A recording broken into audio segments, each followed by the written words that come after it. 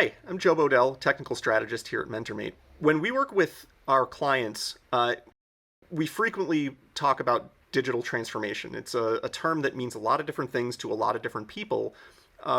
And in a lot of places, you see sources saying every company needs to be a technology company.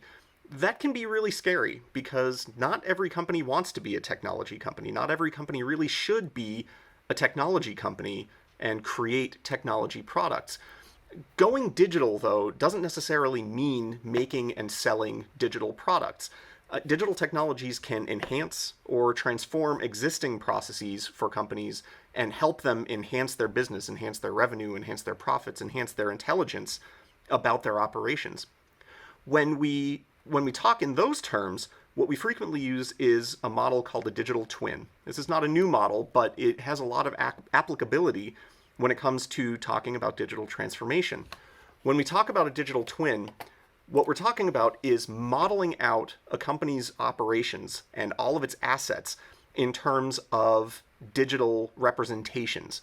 And so digital representations mean looking at particular aspects of a company's operations and creating a digital version of them. Think about the Matrix, but not quite as evil and squiggly. A digital twin has a few really important parts.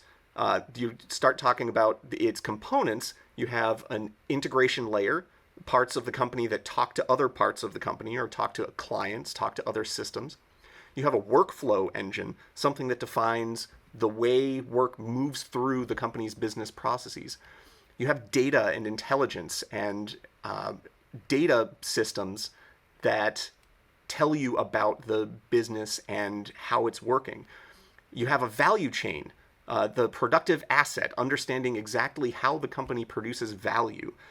You have the fifth part is a digital description, is an understanding of the metadata about the company, the data about the data, so to speak. Lastly, you have the idea of external factor definition.